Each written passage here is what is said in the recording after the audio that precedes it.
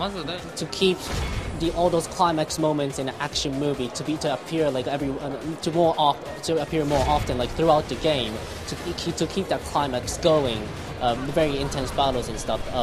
So that's one of the features. The second one is the Bayonetta as a witch as a character, and her attacks and her personality is quite unique.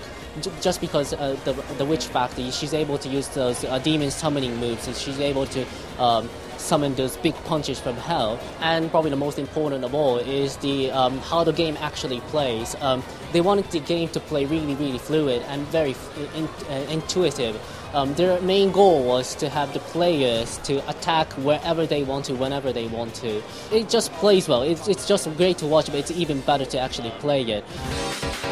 Luca, the new character we revealed in Cologne, is all we can tell for now is that he is chasing Bayonetta for a reason. It's not a really happy reason of why he's chasing Bayonetta. He's going to play a big part in the story.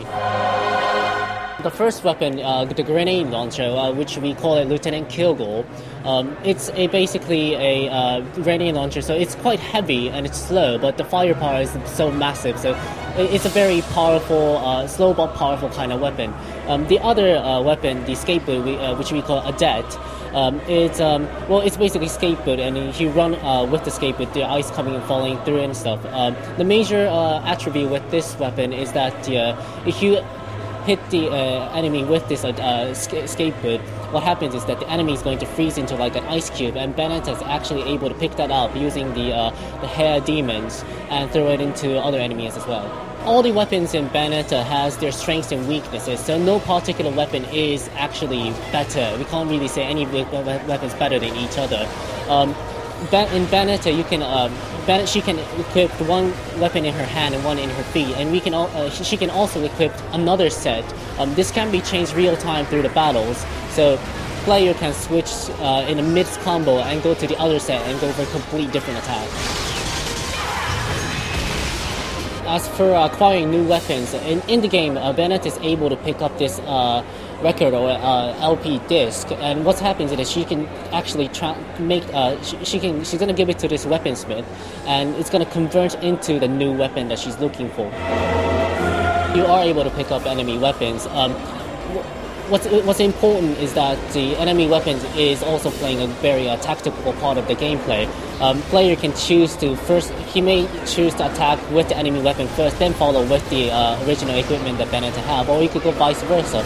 About the acquiring the new weapons for Bayonetta, she can trade in that record to this person called Rodan, who owns a bar called Gates of Hell. Now this bar also acts as the weaponsmith that Bayonetta buys her weapons through. Apart from the weapons, Rodan also sells some accessories and items, which kind of acts like the supporting role in the Bayonetta's battles. The torture attacks can be used by using the gauge, which is called magic gauge, which appears right under the life gauge. This was designed like kind of a make or break feature. Say you're surrounded by a lot of enemies, and it's quite.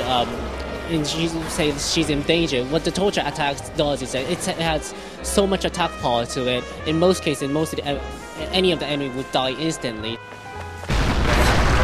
They really wanted the boss to be really, really large, so the ones we're showing at this show is also quite large. What they wanted to get across is that the boss battle is obviously the climax amongst the climax action of Bayonetta. So boss battle has always been the climax in any other games, but it goes way beyond that. So it's the ultimate climax of this game.